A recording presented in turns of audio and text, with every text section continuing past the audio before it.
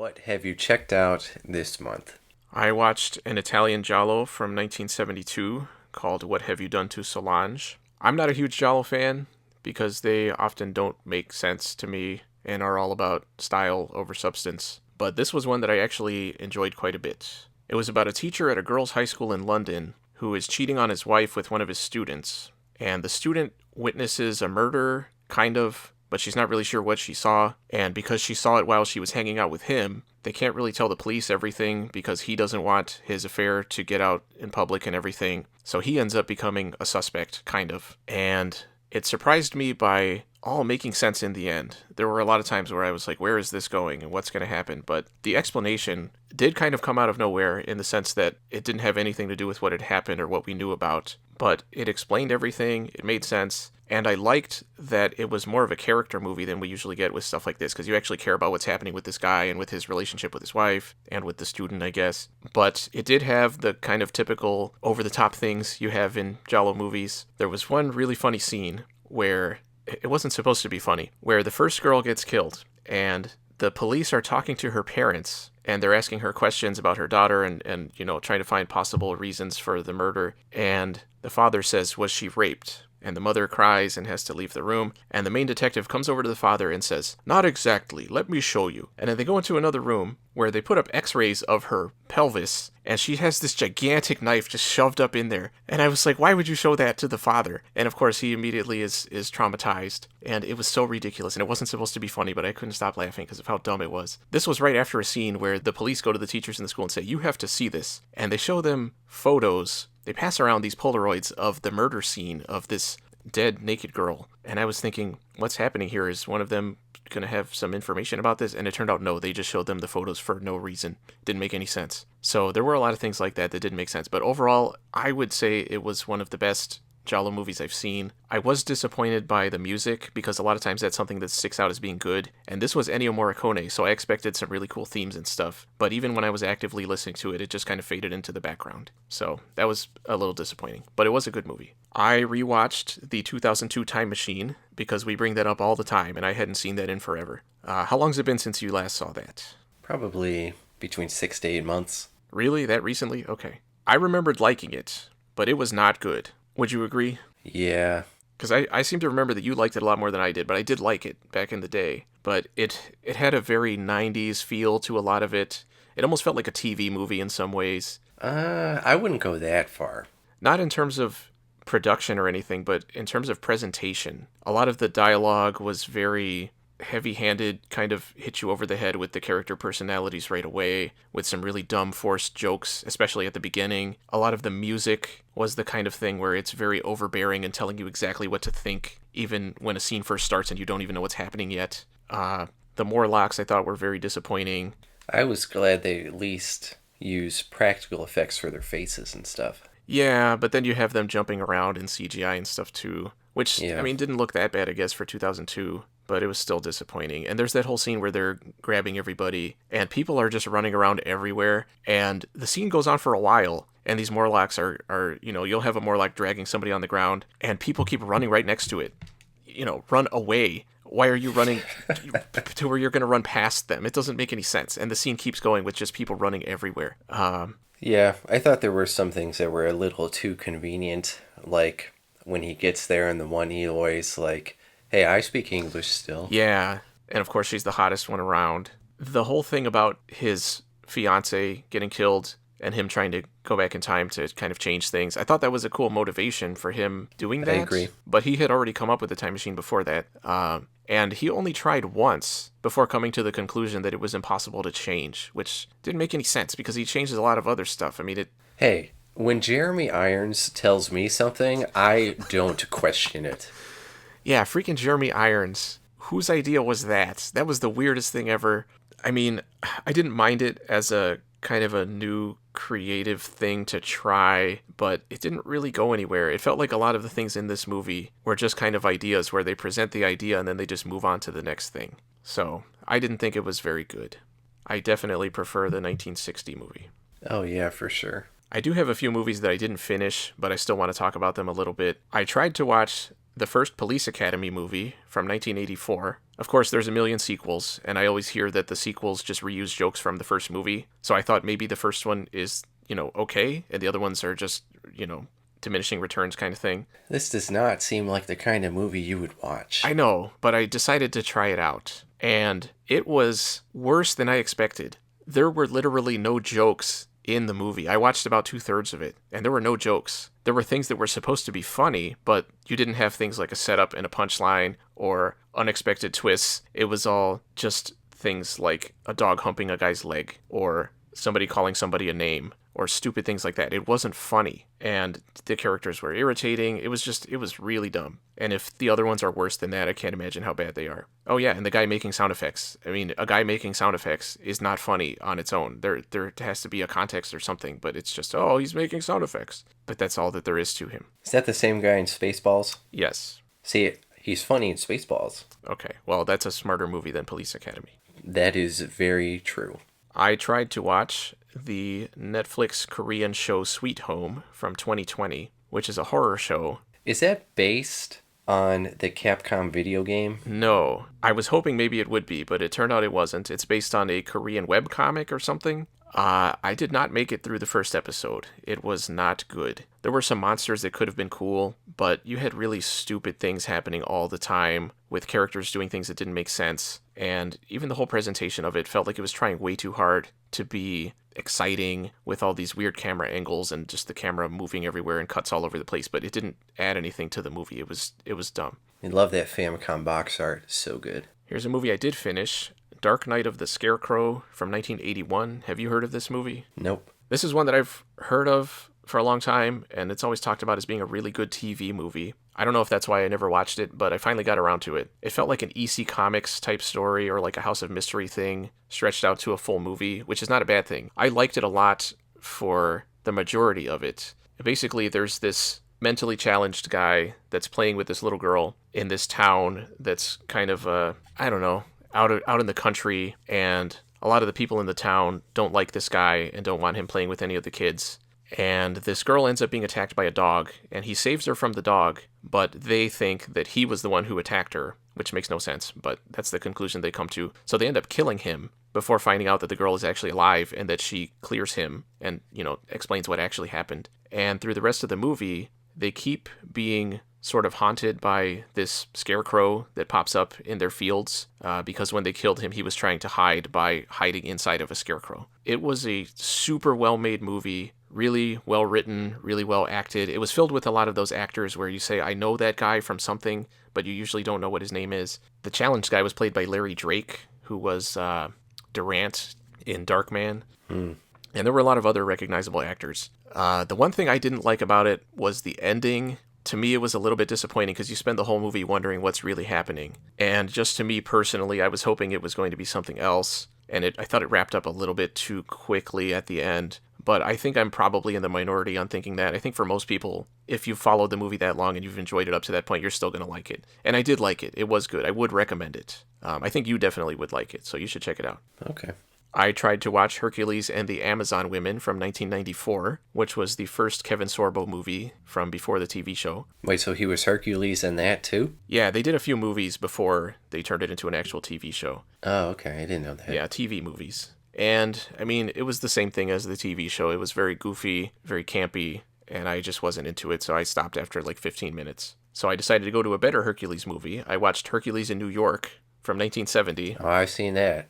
Oh, yeah. Yeah. Have you seen it with the original Arnold audio or the dubbed version? Dubbed version. Okay, that's the one I had seen before. The one that I watched on Tubi had the Arnold audio, and holy crap, he was a way worse actor than I ever would have expected. He's basically just standing there saying lines, and he even screws up his lines a lot of the time, and since he's going to be dubbed anyway, they just leave it in the movie. It was pretty funny. I mean, obviously it's a dumb movie. It's a very simple premise with just Hercules going to New York, basically, and dumb situations coming up that are kind of like Police Academy are supposed to be funny, but they're not. It was a better movie than Police Academy, I would say. The humor was more humorous, but it was still just a dumb movie. So yeah, I would probably recommend it. I went ahead with my Hercules trend and watched the first Steve Reeves Hercules from 1958. This is an Italian movie that kind of started the whole Italian trend of these sword and sandal movies.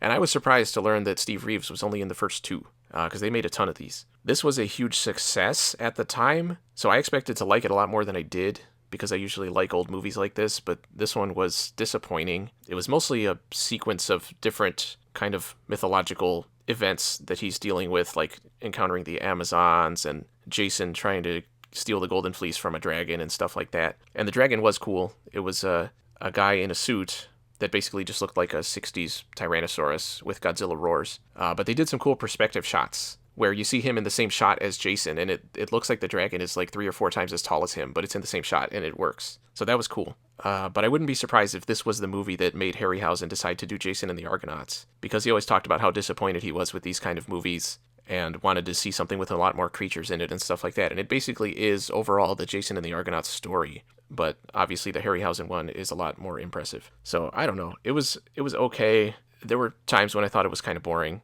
but it's mostly what you would expect, I guess. I continued on that track and watched Goliath and the Dragon from 1960, which was, in Italy, was the third Hercules movie. I couldn't find the second one. So this is a different guy playing Hercules. I don't remember who it was. And it was released in the U.S. as a sequel to another Goliath movie they had done. And I thought it was weird that they decided to name the hero Goliath, given that Goliath is a villain-type guy, but they did it anyway. My main point of interest in this one was knowing that there was a stop-motion dragon in the American version. It was not in the Italian version. That was created by Hua Chang, who worked on the effects in the 70s Land of the Lost. He created props for the original Star Trek and the Morlock effects in the original Time Machine. And it was animated by Jim Danforth, who I talked about a little bit with Equinox. So I was excited, but it turns out it's only in the movie in stop-motion form for maybe 10 seconds total. And it definitely feels like they didn't have time to do what they needed to do, because it's very frame skippy. It seems like it's maybe one frame every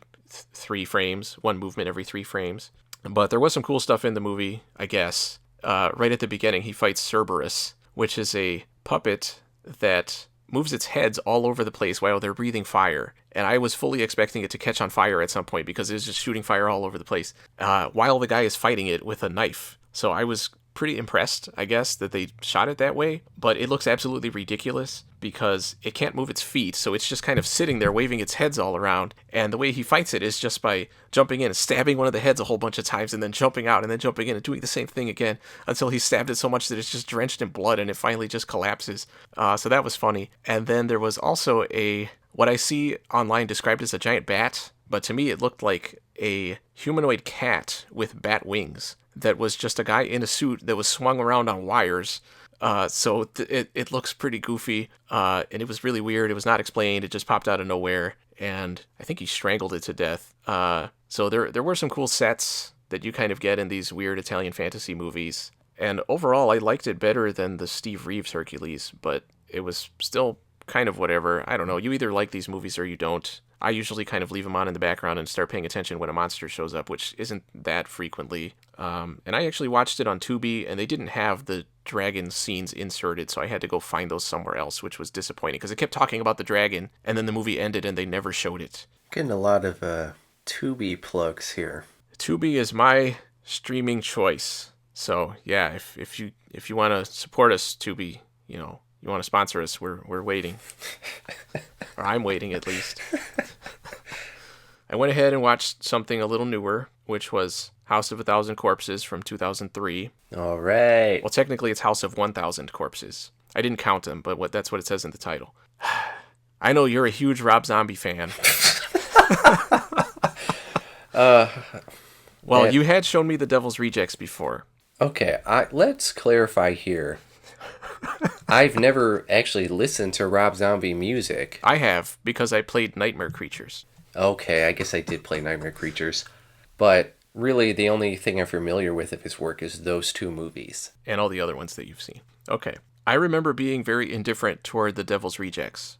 And I expected House of 1,000 Corpses to be, just from its reputation and everything, to be more shocking and extreme and gross and violent and stuff. But it wasn't. I thought it was a very generic movie with not much in the way of story that just kind of drags out through the whole thing. And I knew from the beginning that I wasn't going to like it very much, because you have pretty much the humor I expected from Rob Zombie, which is really dumb humor that's supposed to be kind of gross but it's just dumb. I mean, over the course of these two movies, there's jokes about people poking their nose, about fucking chickens, just the dumbest stuff ever, sticking Planet of the Apes figures up their butt. It's not funny. It's just dumb. They're going for shock value, clearly. Yeah, but it was what I expected, but simultaneously tamer and dumber. Yeah, I don't think that movie has a plot. Yeah, I mean, basically just four people that meet these weirdos in a house out in the middle of nowhere, and they all end up getting killed. I was expecting more interesting stuff in the way of either kills or some actual tension somewhere, but there's nothing to the movie. It's just a weird movie. And you have those dumb inserts where he sticks in weird distorted footage for no reason. It doesn't add anything to the movie, and it goes on for too long, which is at all. It goes on at all. That's too long, and it's just dumb. It doesn't add anything to the movie, and it happens so many times. And thankfully, that is one thing that he left out of The Devil's Rejects, because I rewatched that too. And like I said, I remembered being pretty indifferent toward it. I definitely did not like it this time. There were too many things that were supposed to be funny or shocking that were just stupid and just had me rolling my eyes and just waiting for the scene to be over. Either conversations or things like the one girl escaping and then getting hit by a truck that smears her all over the road. It feels like the scenes in these movies are being written as the movie is being shot without any direction in terms of where they're going, where the story's going, where the characters are going, where anything is going. It just kind of happens, and then the movie's over. And I will say that at least The Devil's Rejects had a little bit more going on, where you have the police kind of trying to track them down and stuff like that. But I ended up being very disappointed again. And I mean, I didn't expect much out of these movies, but they weren't even interesting to me. They were just kind of boring. So, yeah. That's fair. You don't have a rebuttal for The Devil's Rejects, at least? Different people like different stuff. Yeah, some people like good stuff, and then other people are Rob Zombie and you. I was tired with watching dumb new movies, so I went back to 1958 and watched Teenage Caveman, a Roger Corman movie starring Robert Vaughn as a teenage caveman. Given the title, I always thought this was going to be a dumb movie appealing to teenagers, but it turns out he's just a caveman that happens to be a teenager. There wasn't anything stupid on that front other than the title. And it's basically this tribe that is kind of isolated from the world. They don't know what else is out there, but they kind of assume that there's no people anywhere else. And they have these laws that tell them they can't go beyond this one river or they'll die. And of course there's dinosaurs and stuff. And Robert Vaughn keeps questioning the laws and decides to go across the river with some other people. And some of them end up getting killed. And when they get back, they're kind of ostracized. And they're kind of fighting against the elders and the other people in the village. And they keep repeatedly encountering this weird giant bug thing that I just assumed was supposed to be a dinosaur of some kind or something, and they just couldn't get a good costume, because all the actual dinosaur footage is taken from 1 million BC from 1940, which is probably the movie that has had footage from it reused more times than any other movie. And this was the one thing that was actually new for this movie, so I just figured that was the best they could come up with, because it's Roger Corman, and he's like, here's $5, make a dinosaur.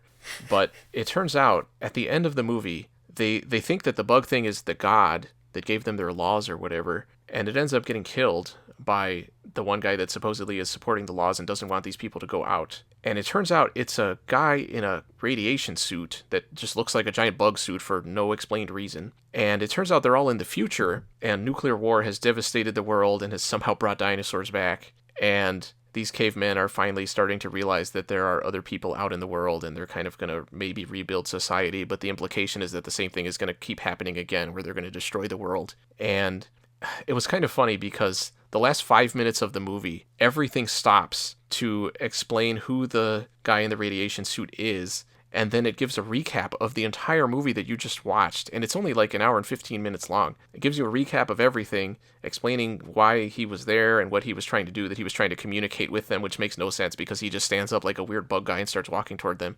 Of course, they're going to be afraid of that, and then the movie was over. So for being a Roger Corman movie that was only made a few years before X, The Man with the X-Ray Eyes, it was disappointing, but I didn't expect anything out of a movie called Teenage Caveman. So I pretty much got what the title said it was going to be. I started watching a British TV show from 2004 called Garth Marenghi's Darkplace, which is a comedy presented as a documentary about a horror author named Garth Marenghi, who made a TV show back in the day that never aired. And over the course of the show, they mostly show you footage from the episodes of the TV show, and then they cut to interviews with him and some of the other people that worked on it. And it's really funny because this Garth Marenghi guy is super full of himself and thinks he's the greatest author that ever lived, and seems to think he's the greatest at everything that he tries. So he even puts himself in the TV show as the main character, who's this badass doctor that works at a hospital where a gate to hell is opened and things start happening. It reminded me a lot of the Lethal Weapon movies that they make in It's Always Sunny. It was kind of the same thing where they're inept and don't really know what they're doing and make this kind of bad version of things. But it was really funny. I would recommend. I think you would like it in particular. I've only watched a couple episodes. It's only 6 episodes total. I wish it played it a little straighter. I think it would have been funnier, but it is really clever and it is funny. And that's everything that I've watched. I did read the new Alien 3 novelization of the William Gibson screenplay that was never produced. I know that's been adapted before into a graphic novel. I haven't read that. And apparently Audible, a couple years ago, did a version where they brought back Michael Biehn and Lance Henriksen to play Hicks and Bishop, which is cool. I would be interested in checking that out. But I read this book without knowing about any of that, and without knowing really what the story was. And I should say that Aliens is maybe my favorite movie. And I don't hate Alien 3, the actual Alien 3, as much as a lot of people do, but I definitely agree that it's not very good, and a huge disappointment compared to the second one. So I was pretty open to anything with this book, and I expected to at least like it more than the actual Alien 3, but I didn't. I thought it was really bad. The basic idea is just that the aliens can reproduce in ways other than what we have seen before, which is not quite clear as to whether they could always do that, or if that's something new that they've developed, but apparently any amount of their genetic material that's left behind somewhere can somehow, I don't know, turn into a new egg or turn into a new alien or something. It was very unclear as to how it actually works. But over the course of the whole thing, people keep getting infected, and it reminded me a lot of the Go Fish episode of Buffy, where they literally just shed their skin and there's an entire fully grown alien in there, which makes absolutely no sense and was just stupid to even picture. So I can't imagine how dumb that would have been in a movie. As far as the characters go, Sigourney Weaver didn't want to be involved as much at the time, so she's not really in it that much. I don't think Ripley even gets a single line in the book, but unlike the movie, they don't kill everybody off. Hicks is the main character. Bishop is there for most of it too. Well, Bishop is there for all of it. And it basically becomes the two of them trying to help people escape from a space station that's overrun with aliens. And the whole thing is, you never know who's going to turn into an alien. You don't know really what the aliens can do. They keep doing all this random stuff, like 5 chest bursters popping out of somebody, or there's a scene where a chest burster pops out of somebody's leg. I think it was out of their shin. It made me wonder how it was in there without somebody noticing it. So yeah, I had a lot of questions as to how it's supposed to work. And there was even a whole subplot about the alien material somehow bonding with android blood, or I guess android circulation fluid. Milk. And they have characters multiple times say, "That's impossible, how could that be?" But it's everyday people that wouldn't know anything about androids, but somehow they know that this is impossible, even though it's already happening, which really, there were so many things that took me out of the story, and that was one of them, was having these characters say something is impossible when they've already seen it happen. People don't do that in real life. It was really dumb, and it happened so many times. Well, that would be a great way for the aliens to finally overcome their one weakness of lactose intolerance. So that's the story side of things. That's what it could have been as a movie. It would have been... I could imagine some really cool special effects with the way the aliens do things differently, but I was not impressed. I didn't think it was very interesting. And at the end of it, it sets up a sequel where they're going to go to take out the aliens at the source. And again, as a movie, that sounds like that could have been cool, but it was a very basic story with none of the emotional depth that the second movie had, and it was basically just people running away from aliens. The thing that I liked the least about it, though, was the way it was written. It was written by an author named Pat Cadigan, who I'd never heard of before. I don't really read a lot of newer stuff, but apparently she's won a bunch of awards. Her writing style was very distracting throughout the entire book. She was trying way too hard to be literary. Instead of just telling you what's happening, she has to describe it in weird ways. Like there's a scene where an alien impales a guy through the back and out his chest, and it's from the perspective of another character that's there, and the way she wrote it was something like, then the guy was surprised to see a thorn pop out of this other guy's chest. That was weird. Thorns don't usually do that. But it couldn't be a thorn because it was too big. Maybe it was a scythe, but it was curved too much to be a scythe. And then as if all that wasn't weird enough, the guy's body started levitating. What could be causing that? And I was like, okay, I get it. The alien impaled the guy and it's picking him up. Like, that's all I need. And I went back and looked at the original screenplay, and of course all it says is an alien impales the guy through the chest and lifts him up. And I was like, I don't need half a page describing that in such a stupid way. And she does that throughout the book, but mostly in the first half. It was way worse in the first half. Second half thankfully picks up as kind of the story gets moving along, even though, again, there's not much to it. But the worst thing was all the references to aliens. I get that this happens after Aliens and, the events are important, but there's a difference between saying this is what happened in the previous movie and having characters reference lines in places that don't make sense in context and are just really lame fan service things. I lost count of how many times people referenced taking off and nuking a site from orbit, sometimes in situations where they're saying it ironically, sometimes they're being literal, sometimes it has nothing to do with actually nuking anything or aliens or anything, but they throw it in there anyway. And I did go back and look at the original script, and those references were not in there. So she stuck those in there because she thought it would make it better. And it was just the stupidest thing ever, the dumbest thing she possibly could have done. I was waiting for somebody to say game over, man, but nobody ever did that one, which was weird. Another one was Newt saying, instead of they mostly come at night, she says, it's always better not to dream, always. And I threw the book down and I was like, oh man. I only pushed through it because I just had to know how the story was going to end and trying to imagine it as a movie. But as a reading experience, it was really bad. I really hated it, and I would not be interested in reading anything else by this author. So definitely not recommended. And then the only thing I played was a game called Metro 2033. Are you familiar with that at all? I am not. I played the Redux version on the PlayStation 4.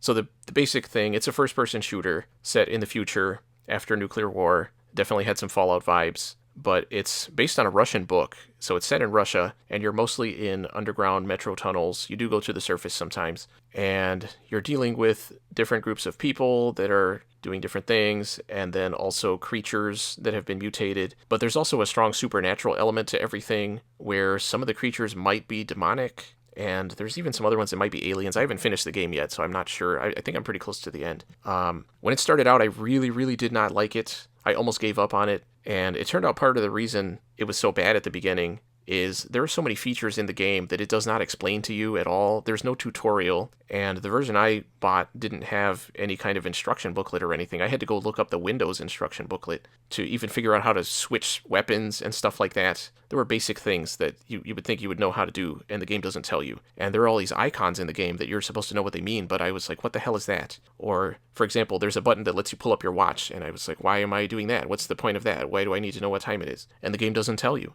It turns out it's because it lets you know how much time you have left on your gas mask filters. So, yeah, once I figured things out, the game got a lot better. I would definitely recommend it. It's really cool. It takes a lot of cues from Half-Life 2, where there are no cutscenes, really. Well, there are cutscenes, but they're all from your character's perspective. The camera doesn't pull out and kind of show things in like a typical cutscene. And it does that a little too much. It breaks up the game too much. There are times when I wasn't sure that I was in a cutscene and I ended up dying because I thought I was watching something, so I didn't do anything and I died. And there are other times where I thought I was doing what I was supposed to be doing and I died because it's just unclear what you're supposed to do sometimes. And the game tries for a sense of realism in a way that goes a little too far, where it's really easy to get lost.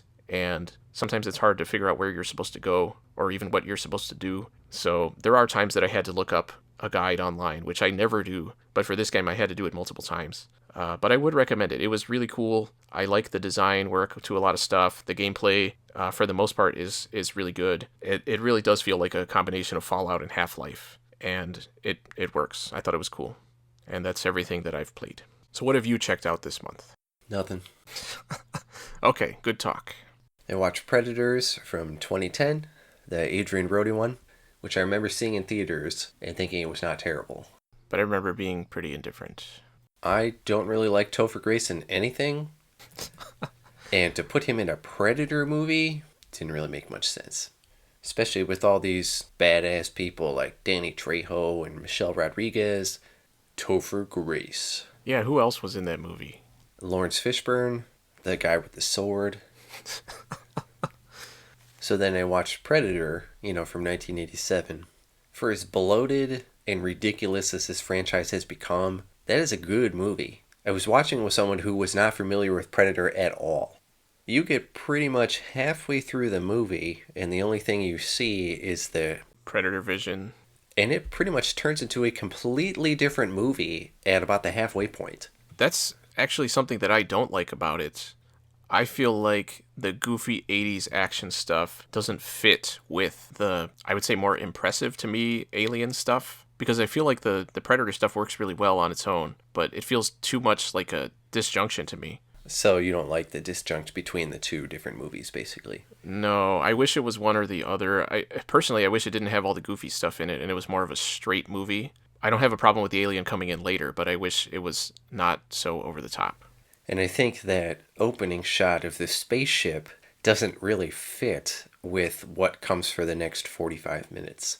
Yeah, it reminds me of the way John Carpenter's The Thing starts with the shot of the spaceship, which he didn't want to have in there, but the studio made him stick it in. And I feel like in both movies it would be better without that there. I like how much of the movie is Arnold prepping and taking on this thing by himself, because that could really fail dragging it out for that long. Yeah, and that reminds me of at the end of Conan the Barbarian, where he basically does the same thing and sets up all these traps and stuff. The person I was watching it with, I told them, I was like, make predictions, and they, when the Predator was taking its helmet off, and they were like, I bet it's going to be Hopper, the guy he was looking for. No, it's an alien. Even after the spaceship at the beginning? I don't think they saw that part. I think they were getting something to eat. I never would have expected a conclusion like that. That's so funny. Yeah, I bet it's somebody like they think is dead. And it's like, but they have monster hands. Yeah, and they're jumping across trees and they have green blood. Yeah. And then I watched Predator 2, which is just ridiculously stupid. Yeah, I remember being really disappointed. Some of the mystery is lost because we know what the Predator is. The first movie goes through that whole big chunk of not knowing what to expect. I mean, I think that's probably the better way to go, because you already know what's going to happen as far as that stuff goes. I think the one thing that really works is the effects are still really good, and it is cool to see kind of the new Predator gadgets and stuff like that. Yeah, but see, that's where they have to go, because they say, we've already told this story before, we just gotta stick something in there. Yeah, and I liked how they kind of tied in with the first movie with the government stuff. I felt like after the first movie, everything else was unnecessary. There's not really much more to tell. Yeah, I mean, I definitely didn't like it. But again, I didn't really care for the first one either, so I don't know. And to put Arnold, this elite, trained, best of the best military dude, and then just having Danny Glover, who is an angry cop who's tired of putting up with shit. I watched Tank Girl from 1995. Have you ever seen that? No, it never interested me. So it's based on a comic, which I didn't know, and it's Lori Petty. It really felt like a movie ahead of its time. I was expecting something that felt very 90s and dumb, but I was actually impressed with what it was. You might consider actually checking it out. I don't think you're going to like it, but I think you're going to say, wow, this is a lot better than I thought. It knew what it wanted to be and knew how to do it. I watched Planet of the Apes, the Tim Burton one from 2001. Okay, I've still never seen that one. That's okay. The special effects for the apes is still very impressive, and that's Rick Baker. It's got a lot of notable people in it who are under ape makeup. Yeah, I know Tim Roth. Is Paul Giamatti in that? Yeah, David Warner, Charlton Heston, obviously, but he's only for like 5 minutes. As an ape? Yeah. The story doesn't make any sense. It was at that time where twists at the end of movies was seen as a get-out-of-jail-free card to escape any logic whatsoever. And when it came out, people were really investigating, questioning, and researching and asking all these questions, but it doesn't make any sense. That's the explanation. It doesn't make any sense. It's not supposed to make any sense. I mean, the first movie, of course, we should say does end with a twist, but it makes sense. But you got Chris Christopherson in there. Reprising his character from Blade, I'm sure. It would have been a nice Easter egg if to alert the other humans he whistled. I watched Odd Thomas from 2013, which was kind of a random viewing choice. I didn't know anything about it. I know it's based on a Dean Koontz series. Okay, I didn't even know that. So it's this kid who can see dead people, and he helps them out. Sounds like a 90s Fox TV show. And then there's these monsters that show up when there's going to be a big disaster, but if they know you can see them, then they will kill you. It had a good chunk of humor in it. Everything was kind of tongue-in-cheek and goofy, and the characters didn't feel like real people at all. The way they talked to each other, it was like every conversation had all this banter and quips. So Odd Thomas, that's his name. Okay. Is played by... Anton Yelchin? Yeah, that's it. And his dad is played by Willem Dafoe. But he's very normal. At no point did he talk to himself in a mirror and grin evilly. It was directed by Steven Sommers. Oh, jeez. All right, well, I will pass. Yeah, you would not like it. I didn't really like it. I watched Romeo and Juliet, the Baz Luhrmann one from '96 with Leonardo DiCaprio. You and your Shakespeare obsession. Only the good Shakespeare, obviously. I had heard about it, and I was intrigued. And being a Baz Luhrmann film, there's a lot of flash and zest and stuff going on. You know what I mean? Yeah. I thought it was interesting they chose to keep the speech, and it worked. I remember in high school, I'm sure this is true for many people, having to read through a Shakespeare play in class, so not really understanding what the hell's going on. Yeah. But this is apparently one of the most popular and highest grossing adaptations of Shakespeare, and I can see why. Who doesn't like John Leguizamo, right? What? Okay. Who does he play? One of those Shakespeare guys. Who would think, hey, remember that movie that has Pete Postlethwaite, Paul Rudd, and Jamie Kennedy? What? With Paul Sorvino. Of the Stuff fame. Hell yeah. Claire Danes before her massive starring role in Terminator 3. I knew you were going to say that. I watched Aliens, which is one of my favorite movies too, because it's so awesome. Enough said. For some reason, it's a mystery even to myself. I watched I Still Know What You Did Last Summer. Was the first one the one with Jennifer Love Hewitt? They both are. Oh. And then it was followed by the sequel, which I didn't watch yet, aptly titled I'll Always Know What You Did Last Summer. I watched Murder on the Orient Express, the 1974 one, which was actually really cool. Albert Finney, what a freaking weirdo, but he was really funny. A lot of famous people in that one, but the story is solid, so it works. I watched the first season of Creepshow from 2019. It was cool. Greg Nicotero was behind it, I'm pretty sure. Saw the first season, but I'd be interested in checking out the other ones. Some of them felt very Creepshow-ish, but some of them fell into the thing that we have now where horror stuff has to finish with love conquering everything. Whereas Creepshow, the movie, doesn't end that way. It ends with a Creepshow ending where you, as the viewer, cackle maniacally because it's so awesome. Yeah. There were some like that. The three that stood out to me were House of the Head, where this little girl has a dollhouse and she sets up the family with their dog, but then this weird doll zombie head appears in the house and she's all confused. And as the episode plays out, every time she looks at the house, the people are in different positions, even though she didn't move them. And it plays out like a horror movie. So they'll be eating dinner and the head will be in one spot. And then later, the kid will be sleeping and the head will be across from his bed.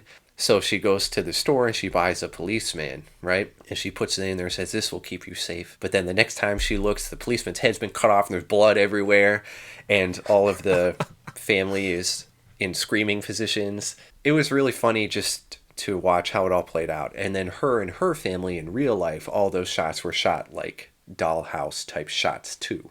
I liked the man in the suitcase. This guy takes a suitcase that looks like his from the airport, but he doesn't realize it's not his. And when he gets back, someone calls out from inside of it, and he opens it up, and this dude has been contorted and smashed into this suitcase. And he starts to pull him out, but whenever he feels pain, he coughs up gold coins. which was really funny. And so the guy gets his roommate and his girlfriend, and they basically torture this dude so he'll keep coughing out gold. Doesn't that happen in Leprechaun 2 or 3? The guy gets the gold inside of him. It has a good creepshow ending where eventually the main guy starts feeling guilty enough, so he tries to go to the police, but his roommate and girlfriend knock him out. And it turns out the guy in the suitcase is actually like this evil genie or whatever, and he comes out and puts them both into suitcases, and that's the end as they go into the airport baggage thing. That's a creepshow ending. And then the other one I really liked was Skin Crawlers, where for a fat loss solution, this guy claims to have come up with no work, just lose fat. It's instantaneous. It's this worm lamprey thing he found in the Amazon or something, and it sticks onto you and sucks out your excess fat, and all these people have done it, and it works. And there's this one guy who's thinking about doing it, and he eventually decides to do it, so they're going to do it live on the air for this morning TV show. And as he gets on the show, there's also a solar eclipse happening that day, which those things are going to tie together. And as the eclipse is happening, everybody who's had it done starts getting queasy and like burping and going like, oh man. And then the solar eclipse causes all of the eggs that this thing laid to burst out of their bodies, like their faces or their stomachs or whatever. And it was really funny. Okay, that one sounds cool. Those are 3 that stood out to me, but the rest of them were at least decent. I watched The Three Musketeers from 1974, the one with Michael York, which had a lot more humor than I was expecting. It is a comedic movie on purpose. The person who wrote it, it was so long that they actually wrote 2 movies, but didn't tell the people there was another movie. But then they were all in it too. And that's The Four Musketeers, which I haven't watched yet. But it's just a continuation of this one, apparently. I mean, I know the story of The Three Musketeers. My random viewing choice this month was a 2016 movie called 2047 Virtual Revolution. Just imagine a Blade Runner city, and this dude gets hired to, work for this corporation or whatever. But he doesn't do it in the real world. He basically logs into the Matrix. So imagine someone took Blade Runner and the Matrix and just slapped them together. And every line he was saying, I was imagining Harrison Ford saying it in Blade Runner, because the dialogue was very much that. Sci-fi, futuristic, dystopia story. But it wasn't the worst thing I've ever seen. We'll get to that later. Out of curiosity, I watched The Hunger Games, because I'd never seen it, from, 2012, which really felt like a low-budget movie. It almost felt like a made-for-TV movie. It was interesting to see Jennifer Lawrence act before she became super huge, and just putting her in something was enough to get people to go see a movie. Yeah, I was going to say, I've never actually seen her act, despite seeing a lot of movies that she's in. Yeah, but every other character is that made-for-TV movie, not a great actor, one-dimensional character. So then I watched the other ones just to see, which was Catching Fire and The Mockingjay Part 1 and Part 2, because once it started making money, we need to start splitting these things, man. Yeah. And even by the second one, it was clear the budget was dramatically increased, and it started just getting into big action, coming-of-age Hollywood trope stuff. And by the end of the Mockingjay ones, it was just a completely different thing. It kind of reminded me of Harry Potter, where the first one, even the second one, is just, ooh, look at all this cool magic stuff, and it's fun. But by the time you get to the fifth and sixth one, people are just getting murdered and blown up, and there's all this teen drama stuff going on. It was the same thing. And you've read those books, right? Because I have not. I read the first one, who knows how long ago, but I didn't remember it. So I was kind of coming in at it from just the pop culture stance of people saying The Hunger Games and everyone kind of knowing what it's about. I watched Victor Frankenstein from 2015 with Daniel Radcliffe and James McAvoy, and that was really trying to bank off of the Sherlock Holmes thing going on with Robert Downey Jr., where we make the character this quirky, socially awkward, but insanely intelligent protagonist. And Daniel Radcliffe is Igor, who starts in the circus as a hunchback, but then there's this comedic scene where James McAvoy cures him of his hunchbackness. So then he's walking around and it clears off his makeup and you go, oh my god, it's Daniel Radcliffe. They even do that thing that Sherlock Holmes did where they show the interior of the body and the bones breaking and whatever. Oh. It was not very good. They went through a disaster movie phase this month just to see what the hell's going on. And the worst offender was 2012, which was made in 2009. That Roland Emmerich one. What a piece of shit. So he basically just took every trope and lazy idea and shoved it into that one, which includes just having every world-famous landmark, those getting destroyed. And if you're not sure what it is, having a character off to the side saying, I think that's the Eiffel Tower. Having those shots where something is coming at them, like a tsunami or whatever, and right at the last second it cuts to the next scene. That happens at least 40 times. Having characters that are just dumb and stupid and somehow escape all of these situations while the world is literally exploding behind them. It was so stupid. I watched Battle Los Angeles from Oh wait, I want to know how does it end? You'll like this. The world governments have been building giant arks to store people on to repopulate the planet. And John Cusack is our protagonist, unfortunately. And he and his family are not super billionaires, but they get on anyway. And the movie ends with the arks seeing an island in the ocean because the oceans have flooded the earth or something. And they see an island and they say, what is that? And they go, it's the top of Mount Everest. It was so dumb. The whole movie was so stupid. And I just was in physical pain as I was watching it. I watched Battle Los Angeles, which was made in 2011 with Harvey Dent, whatever his name is. Aaron Eckhart. Isn't Michelle Rodriguez in that too? Probably. Pretty forgettable. Just aliens and things being blown up and we have to stop them and we found the way to do it and now we have to survive and people dying and, you know. It happened. I watched Poseidon from 2006, which is a remake itself. It was really bad, despite having Kurt Russell in there. So every character is extremely one-dimensional. So Kurt Russell's character has a history, and they have this guy show up, and he's a drunk, and you think, oh, he's going to be the person that's always moaning and groaning in the back or making insults. He's only in the movie for about 5 minutes. He shows up, and he goes to Kurt Russell, hey, I know you. You're the former mayor of New York who was a fireman and blah, blah, blah, blah, blah. And he goes on for 5 minutes, giving Kurt Russell's entire background, that turns out to not matter, by the way, before falling and dying. And that's it. That's the end of him. But now we know who Kurt Russell is. Which, again, turns out to not matter at all. There were other actors in it, too. Yeah. And then I watched The Impossible from 2012 about that tsunami with Naomi Watts and Ewan McGregor. I've never heard of this movie.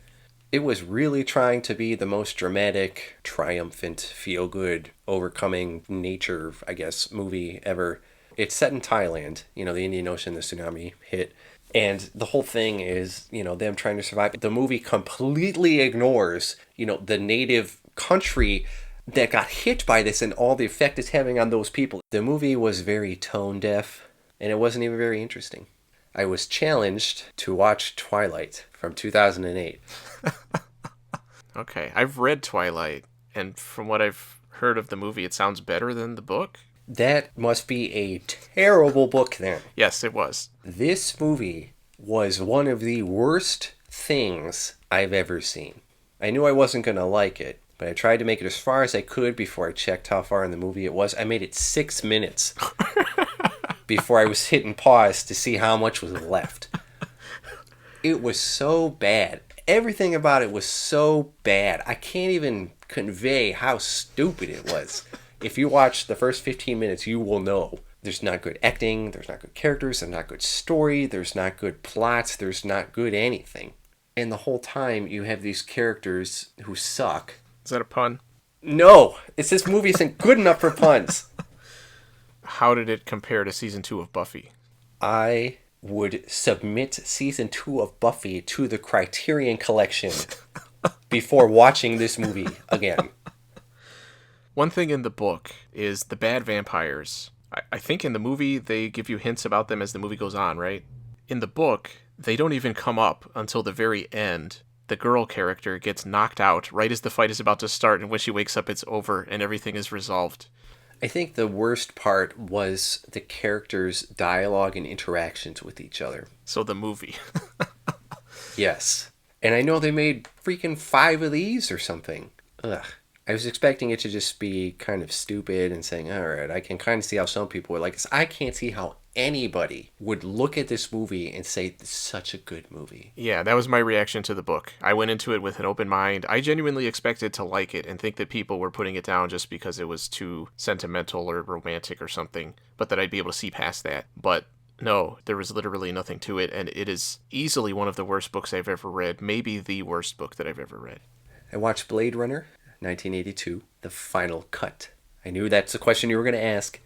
Okay. Still a good movie. See, I don't think it's a good movie. I like it a lot. I would maybe say it's one of my favorite movies, but I don't think it's actually a good movie. I like the design work. I like the cinematography a lot. I like the atmosphere. I even like the music. It fits perfectly with everything else. The characters are so shallow. The entire story is so shallow. The only character that I feel like has any kind of depth at all is Roy Batty. To me, it's a typical Ridley Scott movie where there's no emotional connection between the audience and the characters. The characters themselves, they feel very generic, they feel very undeveloped, and they're just kind of going through the motions of the story, which doesn't play out in an interesting way. The story could have been much better written than that. It feels very shallow and empty to me as an emotional or character experience. Well, I know you also don't like Ridley Scott in general. Yeah, but for those same reasons. I feel like all of his movies are like that. I even feel like the first Alien is somewhat like that. I definitely like the first Alien a lot more as a movie, but I feel like that one is kind of missing some of those elements too. Well, different people like different stuff. Well, I feel like it's less important in Alien because it's not trying to be anything other than what it is. But I feel like Blade Runner feels so self-serious at times, but it doesn't have anything to back that up, in my opinion. Maybe you need some new eyes. From James Hong. Yeah, I do that sometimes when I go outside in the winter. Depending on who I'm with, I'll just go, cold, so cold. Hopefully they know what I'm referencing, but a lot of times they say, are you okay? Yeah. And, it gets even worse when I point really close to their face and go, I make your eyes. James Hong is a treasure. Agreed. Especially in The Vineyard. His chance to direct. And direct he did. Yeah, I'm still waiting for The Vineyard 2. Sour grapes. And then The Vineyard 3, Death's Squeeze.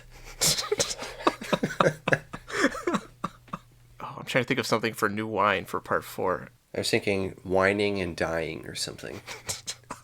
That's good, yeah. You don't have any kind of real rebuttal to my comments. I like the movie. Yeah, but why? Because it's a good movie. Well, I mean, if you're just going to lie, then all right, let's just go on to the next one. I watched Scott Pilgrim vs. the World from 2010, which has held up a lot better than I remember. I'm surprised that you were surprised. That's one of the movies that has impressed me the most out of any movies I've ever seen in terms of just the way it's edited and put together and everything. Just the amount of thought and everything is so impressive. I had only seen it once, and I think it was at a party, so I wasn't even really paying attention to it. I just remember being a popular thing. I watched Mars Attacks from 1996. I haven't seen that since probably the 90s. It's very tiring. I could see at the time people liking it a lot more, and that was when Tim Burton was a lot more experimental and just doing the things he wanted to do. I was pretty indifferent towards it. Was it funny? Not really. It was 90s humor funny. Does that help? Oh, no, that makes it worse. I watched Double Jeopardy from 1999 with Ashley Judd. I was surprised to actually see her in something after that Star Trek episode. Tommy Lee Jones, who only did this movie because he got to look at somebody and say, "You fucking idiot." Which I feel like he wants to say in a lot of movies that he's in, but he knows he can't. Is that true? Is that why he did the movie? No, but that is a line in the movie. Okay, that sounded like it could be a real story with him. I think he did it because he thought it was an Alex Trebek biopic. The movie was ridiculous. The story was so outlandish and stupid. I don't know what you know about it. Nothing. Ashley Judd is married to this guy who fakes his death but pins it on her, so she goes to jail. And in jail, they tell her, hey, if you get out of here and you actually kill your husband, that's double jeopardy. And they can't put you away for it because you already did it. And then she does that, and it was stupid. That's really what the movie is? Yes. Okay. Is it a good, bad movie? No, because it's made competently enough by people who know how to make a movie. It was just a really stupid idea. I watched Maximum Risk from 1996. It's a very 90s month. Yeah, what the hell is that? With Van Damme. So his twin brother was getting into some shady shit. And everyone mistakes him for his twin brother. And he has to figure out what's going on and then stop it. Using the power of kicks. I've wondered what it is about that trend of twins in martial arts movies. Multiple Van Damme movies, multiple Jackie Chan movies. It was pretty forgettable. I watched Green Eggs and Ham from 2019, which was on Netflix, which was surprisingly really good. Okay. It deals with emotions and things, so you probably wouldn't like it, and Van Damme's not in it. They get an Arnold cameo in there. Seriously? No, I'm just kidding. Oh. I will not eat them in a box! If I wanted to show my kids something that had value, I would show them that. This isn't just mindless, stupid kid stuff. It's no Cat in the Hat with Mike Myers. I watched a sci-fi movie called Synchronic from 2019. Oh, okay. That was made by the guys that did Resolution, which I like a lot. Well, maybe I should watch that instead. It had the guy who plays the Falcon. Yeah, Anthony Mackie. So the premise is there's this drug called Synchronic. And when you take the pill, it takes you back to another point in time. Okay. It reminds me of, like, Limitless, that Bradley Cooper movie. Yeah, it sounds like a very dumb early 2000s idea. But it's 2019. The whole movie, there are points where Anthony Mackie puts up a camera to film himself talking about how everything works and what he's going to do next and what he thinks about what he just did. And he even has visuals where he'll write like bullet points on a whiteboard in case you're not paying attention to the movie, I guess. So, depending on your physical location, that determines what time you go back to. Yeah, that is what I did too. It sounds like a Stephen King idea that would be from one of his Not Better books. I agree. He only has so many pills, and his ultimate goal is to go back and save his friend's daughter, who took the drug and is in some random time period. It was really stupid. Did they explain how it takes you back in time? That's really funny. So the scientist guy is saying, I developed this drug, and it affects your pineal gland, and that somehow sends you back into time. And it only works for teenagers because adults develop this casing around their pineal gland. And Anthony Mackie goes, oh man, what a coincidence, because I have this disease that prevents my pineal gland from doing that. It was a dumb movie. I watched Night Books from 2021, which was a Sam Raimi connected thing where this kid writes stories, scary stories, and he gets kidnapped by a witch who demands that he tells stories or else she'll kill him. Unfortunately, it was not very good, and the witch is played by Jessica Jones. Okay. It was very throwaway. It was something that if my kids were watching that, I'd say, why are you watching this? I watched a Tim Allen stand-up from 1991 called Tim Allen Rewires America. Okay. Was this after he went to prison? After. This is probably around Home Improvement time. And it's very much Tim Allen, and his whole theme is, more power, grunting, that kind of stuff. That's basically what his stand-up was. It was a product of its time. I watched The Life of Brian from 1979, that Monty Python movie, which I think has a lot of funny moments in it. I watched Documentary Now, 3 seasons of that from 2015, and that was a Fred Armisen, Bill Hader thing, where they mock existing documentaries, and they're both smart, and the show was really good. I thoroughly enjoyed it. because they matched the style of the documentary they were making fun of completely, so it's not like every episode felt the same. And I watched Mowgli, Legend of the Jungle from 2018. The one that Andy Serkis directed, so not the Disney one. So is it CGI? They're CGI animals, yes. Okay. It was a movie. It had CGI animals. It had Andy Serkis. What else do you need? It was funny because the animals' faces were made with the actors voicing them in mind. So the big panther, voiced by Christian Bale, looks like Christian Bale if he were a panther. Okay. I read The Essential Marvel's Team-Up, Volume 2, which was a lot of team-ups between various characters doing various things. That about sums it up. And then at some point, felt like it was getting a little weaker because there would be one issue with 8 main heroes all at the same time. That sounds awesome. I also read The Essential Defenders, Volume 2, which was interesting. I will say, if Doctor Strange talked to me in real life, I would be really annoyed with him. He's very annoying. I know he's kind of overbearing and stuff. Kind of tells people what to do. He's a know-it-all. But he really does know it all. There was one where the Guardians of the Galaxy hooked him up to their computer to use his magic to increase their sensor range. I don't even know how that worked. A lot of Valkyrie backstory. Okay, I like Valkyrie. I always like the Defenders because it's kind of the weird side characters Right. that you don't really see anywhere else. Or her former husband, before she was brainwashed or whatever, shows up a lot and can't really take a hint. He's like, you were my wife. And she's like, but I'm not anymore. I don't even know who you are. And he's like, but I'm going to make you remember. And then the next issue, he'll show up again and just keep doing it. And then at one point, he gets transferred to the spaceship with them in the future or something. I don't even know. And everybody's telling him, including Mr. Know-It-All, she's not the same person. She just looks like the same person. But not even that, because she's wearing the Valkyrie costume. And I played The Mummy Demastered, which is the game based on the 2017 Tom Cruise movie. Demastered, what does that mean? 16-bit looking. Okay, that's weird. It's a Metroidvania that got pretty high acclaim. That's also weird. Yes. If you look at pretty much any review or synopsis of the game, it will mention how the movie sucks, but this game is good. And it was standard fare Metroidvania. And there were many, many things in the game that were not actually in the movie, which I think worked to the game's benefit. Because you play as a character in the Dark Universe's version of S.H.I.E.L.D., whatever it is, at the same time that the events of the movie are happening. So you're not actually playing as Tom Cruise. So it's like an Enter the Matrix kind of thing.